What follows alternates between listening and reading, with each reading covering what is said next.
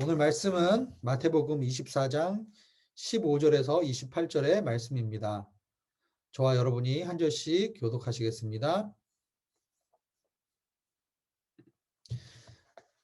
제가 먼저 15절 읽겠습니다. 예언자 다니엘을 통해 예언된 멸망에 가증한 상징물이 거룩한 곳에 서 있는 것을 보면 읽는 사람들은 깨달으라.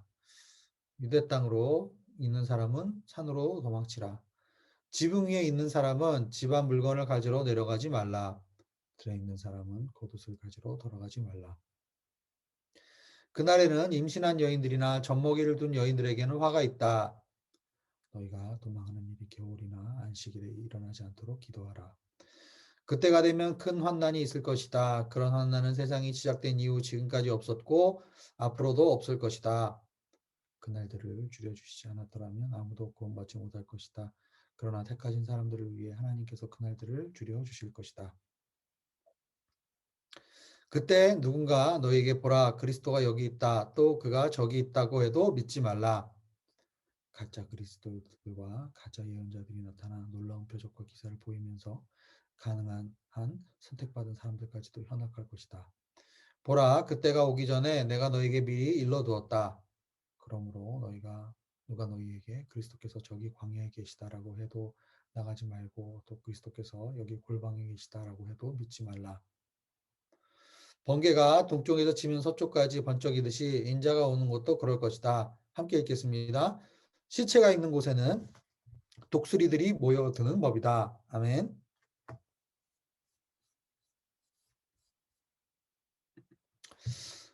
몇 년 전에 요르단을 방문한 적이 있는데 그곳에서 사역하시는 저희 선교사님들을 만난 적이 있습니다. 12월 달이었는데요. 추운 겨울이었죠. 선교사님들이 시간을 내주셔서 요르단에 이제 피신 나와 있는 시리아 난민들 가정들을 몇 가정 방문한 기억이 있습니다.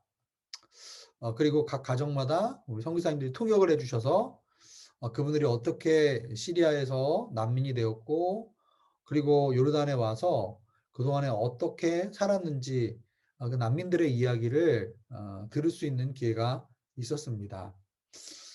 지금도 잊혀지지 않는 한 시리아 난민 가정의 이야기를 잊을 수가 없습니다. 알레포 인근에서 농사를 짓던 농부였는데 집에서 나와서 밭에서 농사일을 하다가 이제 잠깐 집에 들어가서 뭘 가지려고 집에 들어가서 뭔가 챙겨서 나오는데 얼마 안 돼서 미사일이 날라온 거죠. 그래서 그 미사일 공격으로 인해서 집이 완전히 이렇게 소멸되는 것을 지켜보았습니다. 또 어떤 난민은 이제 집에서 나온 지 얼마 안 됐는데 바로 자신들의 마을이 이제 그 시리아 반군들에 의해서 공격에 의해서 완전히 이제 집이 점령되고 더 이상 자신들이 살던 그 집으로 또 마을로 또 더 이상 친지들과 친구들 주변 이웃들을 이제 볼 수 없이 갑작스럽게 뿔뿔이 흩어지게 되었던 그 이야기들.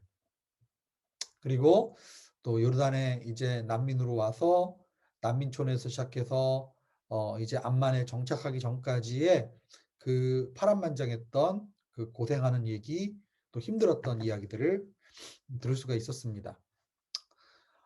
난민들의 눈빛을 보면서 눈에 고여있는 눈물을 보면서 그때 시리아를 탈출했을 때의 상황이 얼마나 긴박했고 또 그들이 그동안에 겪었던 어려움이 얼마나 컸는지 그리고 인생의 그 무게가 얼마나 힘들었는지를 알 수가 있었습니다. 그리고 그 경험이 그들에게는 트라우마로 남아서 그 경험을 떠올릴 때마다 그 경험에 대해서 나눌 때마다 그들이 얼마나 힘들어하고 또 그 힘들었을 때의 그 어려웠던 시간들의 기억들이 그들에게 계속 이제 그들을 괴롭히는 것을 보았습니다. 저희는 지금 마태복음 24장을 묵상해 오고 있는데 마태복음 23장에 보면은 이제 예수님께서 맨 마지막에 이렇게 말씀하시죠. 예루살렘아 예루살렘아 암탉이 새끼를 품기 위해서 병아리를 품듯이 여러 번 날개 아래 너희를 모으려고 했는데 정말 어, 예수님을 따르지도 않고 예수님을 받아들이지도 않고 그리고 오히려 예수님을 이제 앞으로 죽이려고 하는 그들에게 다가올 그러한 재앙들, 심판들에 대해서 예수님이 울면서 예루살렘 성읍을 향해서 외치셨던 그런 말씀이 있죠. 그리고 나서 마태복음 24장에 들어와서 예수님께서는 이제 성전을 제자들과 지나가시면서 그 예루살렘의 성전이 무너질 것이라고 예언을 하시게 됩니다. 당시에 유대인들은 성전이 무너진다는 것이 그들의 삶에 있어서 얼마나 끔찍한 트라우마였는지를 그들은 기억하고 있죠. 구약 시대에 그들이 결국은 그들의 죄악과 우상 숭배 때문에 성전이 무너지고 회파되고 그리고 바벨론에 그리고 나중에는 페르시아의 포로가 되어서 정말 이방 땅에서 가진 고생과 고초를 겪었던 마치 난민들처럼 그런 어려움을 겪었던 역사적인 그러한 상처와 아픈 기억들이 있기 때문에 결국은 성전이 다시 무너질 것이라는 이야기는 정말 끔찍한 어떻게 보면 세상 종말과도 같은 그들에게 있어서는 세상의 끝과도 같은 그러한 이제 예언으로 본 것입니다. 그래서 마태복음 24장 초반에 제자들은 종말의 징조에 대해서 물었던 것이죠. 예수님은 그래서 예수님의 이 대답이 이제 마태복음 24장의 쭉 내용으로 나오는데요. 이 마태복음 24장에 쓰여졌던 모든 언어들이 묵시적인 언어입니다. 네. 앞으로 일어나게 될 종말의 일들에 대해서 묵시적으로 그리고 또한 상징적인 언어를 통해서 이제 예루살렘의 멸망에 대해서 그림을 그리듯이 묘사해 주시고 또한 이 종말의 모습이 결국은 앞으로 닥칠 예수님 이제 십자가에서 죽고 부활하시고 승천하신 이후에 주후 70년에 예루살렘에 이제 임박하게 될 로마에 의해서 예루살렘 성벽이 진짜 성전이 무너지게 되는 그러한 사건들 이것과 앞으로 종말에 그들에게 닥칠 그 대환란의 시대를 이제 묵시적인 언어로 이것을 겹쳐서 설명을 하고 계십니다. 왜 이런 방법을 쓰셨을까요? 먼 미래에 일어나게 될 일, 우리에게 이렇게 다가오지 않는 앞으로 먼 미래에 있게 될 일, 또 우리가 이해하기 복잡하고 이해하기 어려운 형이상학적인 그런 개념을 설명하기 위해서 우리는 눈에 보이는 가시적인 그러한 형상이나 아니면 앞으로 곧 닥치게 될 우리가 바로 예측 가능한 그러한 시급한 일과 대비하여서 설명하면 이해하기가 좋기 때문인 것이죠. 오늘 본문 15절에 보면은 예언자 다니엘을 통해 예언된 멸망의 가증한 상징물이 거룩한 곳에 서 있는 것을 보면 16절에 보면 유대 사람들은 산으로 도망쳐라 이렇게 말씀하고 있습니다. 예전에 제가 한 2년 전인가요? 다니엘서 강의를 한 적이 있는데 다니엘서 9장 27절에 보면은 이제 한 주의 절반 기간에 희생제사와 예물을 드리지 못하게 될 것이고 또 흉측해 하나님께서 미워하는 물건이 성전의 거룩한 장소에 세워질 것이다. 그러나 이미 정해진 마지막 날까지 그렇게 황폐하게 만드는 사람에게 하나님의 노하심이 쏟아질 것이다. 황폐하게 만드는 사람. 멸망의 가증스러운 것. 여기서 멸망이라는 말은 황폐하다라는 말과는 거의 어원이 같습니다. 이게 무슨 얘기냐? 다니엘서 마지막 9장, 10장, 11장에 보면은 이제 종말의 징조에 대해서 이야기하면서 이제 주전 167년에 셀루쿠스 왕조의 안티오쿠스 에피파네스라는 그 헬라 왕이죠. 그리스 왕인데 이제 셀리쿠스 왕조는 알렉산더의 부하들 중에서 4개의 왕조로 나눠진 왕조 중에 시리아 지역을 다스리고 있던 왕조였는데 이 셀레쿠스 왕조의 안티오쿠스 에피파네스라는 왕이 결국은 이스라엘을 이제 쳐들어와서 이제 하나님의 사람들을 많이 처참하게 죽이고 잔인하게 이스라엘 사람들을 이제 핍박합니다. 그리고 예루살렘 성전에 희생 제사를 드리는데 유대인들이 제일 혐오하는 돼지를 희생 제사로 바치고, 그리고 제단을 이제 제우스의 제단으로, 하나님께 드리는 제단이 아니라 그리스 신인 제우스에게 드리는 이 제단으로 바뀌게 됩니다. 이때 결국은 이스라엘에서 이제 마카비 혁명, 또 이제 하시몬 왕조가 세워지는 그러한 계기가 되죠. 그래서 그때 치열한 전쟁이 일어나게 됩니다. 그리고 그때 당시 사람들이 이 안티오쿠스 에피파네스의 이 참혹한 이 전쟁을 피하기 위해서 많은 사람들이 산으로 도망갔어요. 그래서 여러분 성지순례에 가면은, 성지순례에 가면 이 절벽과 같은 그 산에 사람들이 도망가서 싸우던 그 절벽 요새가 아직도 이스라엘에 가면 남아 있습니다. 자, 어쨌든 이 다니엘도 마찬가지입니다. 다니엘도 이 안티오쿠스 에피파네스에서 일어나게 될 이 가증스러운, 멸망의 가증스러운 상징물, 즉 예루살렘 성전에 세워졌던 정말 유대인들이 보면 끔찍하게 생각할 만한 이러한 부정한 그러한 제사물들, 부정한 제단들을 보면서 당시 참혹한 그 전쟁과 사륙의 현장 가운데서 사람들이 산으로 도망했던 그 일이 결국은 종말의 마지막 때에 일어나게 될 대환란과 유사한 부분이 있다는 거죠. 겹치는 부분이 있다는 거예요. 그런 걸 통해서 이 주전 167년에 일어났던 그 사건을 통해서 마지막 때에 일어나게 될 대환란의 모습을 우리가 생각해 볼 수 있다라는 것입니다. 그래서 17절, 18절, 19절, 20절에 보면은 사람들이 집에 들어가지 마라.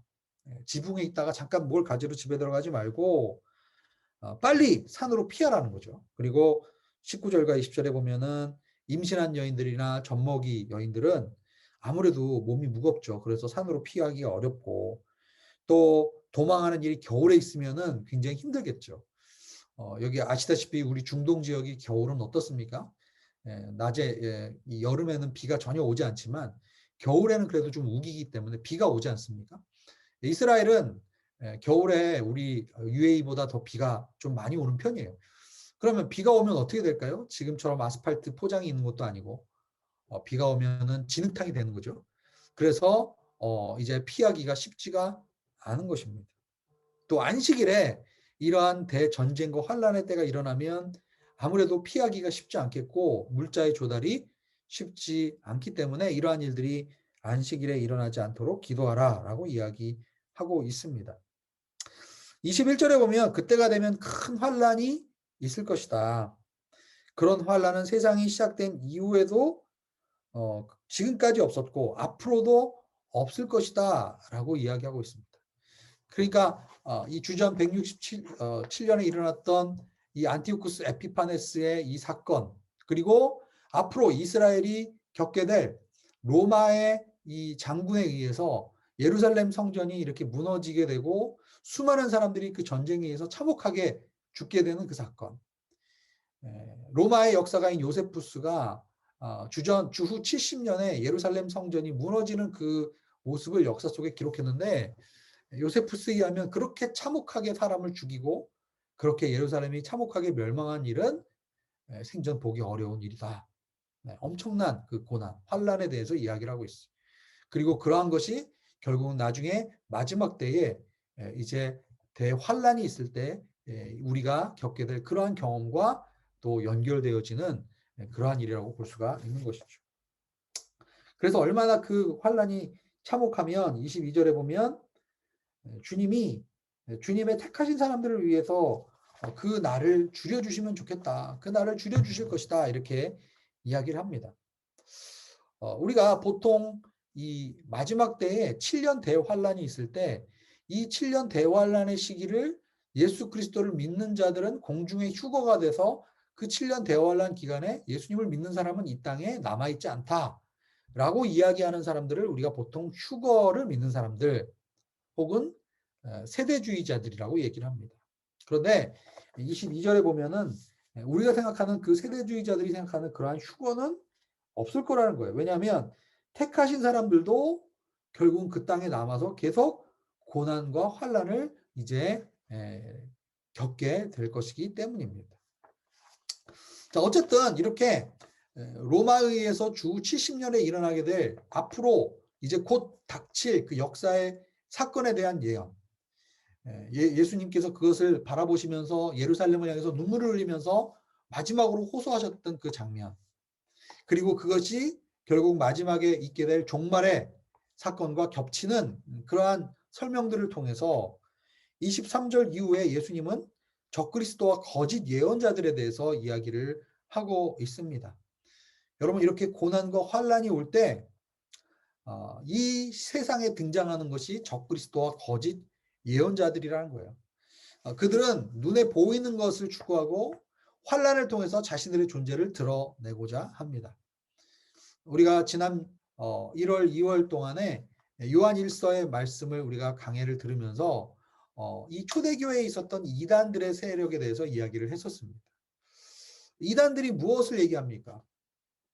특별한 지식, 영지주의자들, 특별한 지식, 스페셜 날리지가 그들에게 있고, 그리고 그들은 이러한 어떤 피를 몸에다가 피를 흘리게 하고 금식을 하고 또 날짜를 절기를 지키고 이런 것들을 통해서 특별한 영적인 체험을 할 수 있다라고 사람들에게 현혹합니다.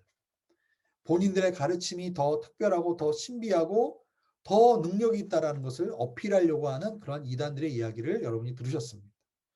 마찬가지로 이 마지막 때에 이 적그리스도 거짓 예언자들은 그리스도가 여기 있다라고 하면서 사람들을 현혹한다라는 거예요. 네. 그런데 예수님은 어떻습니까? 27절에 보면 번개가 동쪽에서 치면 서쪽에서 번쩍이듯이 인자가 오는 것도 그럴 것이다. 예수님께서 오시는 사건은 물론 굉장히 갑작스럽게 예측하지 못한 상태에서 예수님이 번개가 마치 치듯이 오시지만은 그러나 번개가 동쪽에서 쳐서 서쪽으로 확 지나가는 것처럼 골방이나 광야 같은 어떤 특별한 장소에 예수님이 어떤 특정한 사람들에게만 보여지는 것이 아니라 예수님은 모든 사람에게 예수님께서 재림주로 다시 오실 거라는 거예요. 여러분 신명기 13장에 보면은 거짓 예언자들에 대해서 이미 모세는 이스라엘 백성에게 경고하고 있어요. 어떤 예언자가 나타나서 꿈 얘기를 하고 또 기적을 베풀고 이러한 사람들의 이야기에 그 사람들의 말에 현혹되지 말아라. 마지막 때에도 마찬가지로 거짓 예언자와 또한 적그리스도의 세력들이 나타나게 되지만 너희들은 현혹하지 마라. 왜냐하면 신명기 13장 3절과 4절에 이렇게 얘기합니다. 너희 하나님 여호와께서 너희가 너희의 온 마음과 영혼으로 너희 하나님을 사랑하는지를 알아보시려고 시험하는 것이다. 너희는 너희 하나님을 따르며 그분을 경외하며 그분의 명령을 지키며 그분께 순종하고 또 너희는 그분을 섬기며 그분을 단단히 붙들라. 왜 종말에 이러한 적그리스도와 거짓 예언자들을 우리 가운데 보여주시는가? 결국은 우리가 이러한 거짓 예언자들의 이러한 현혹되는 말, 그들이 마치 보여줄 것 같은 그러한 스페셜한 그러한 계시, 혹은 그들이 이야기하는 꿈 해몽이나 그들이 이야기하는 그러한 기적들, 그런 것이 중요한, 그런 것이 우리의 삶에, 그런 것이 우리의 믿음의 본질이 아니라는 거예요. 우리의 본질은 그분을 따르고 그분을 순종하고 그분을 섬기며 그분을 단단히 붙잡고 끝까지 온 마음과 온 영혼을 다해서 우리 주 하나님을 사랑하는 것. 그것이 결국은 이 말세에 우리의 시험이 될 것이라는 겁니다. 결국은 하나님께서는 끝까지 주의 말씀을 붙들고 승리하며 주님의 십자가의 길을 걸어가는 제자들을 이 말세 시대에 찾고 계시다라는 거죠. 그래서 예수님은 지금이 아직 마지막 때가 아니다. 현혹되지 마라. 이렇게 우리에게 지금 말씀해 주고 계신다고 저는 믿습니다. 이 시간에 우리 같이 기도 제목 보면서 함께 기도하며 나가겠습니다. 종말의 때에 깨어서 시대의 징조를 분별하는 그리스도인으로 살아가게 하여 주시옵소서. 거짓된 기사와 표적에 현혹되지 않고 우리의 진정한 표적이 되시는 예수님을 온 마음 다해 따르게 하소서. 환난과 어려움을 피하지 말게 하시고 다만 악에서 구하여 주옵소서. 우리 오늘 들은 말씀을 생각하면서 같이 주님께 기도하며 나가겠습니다. 함께 기도합니다.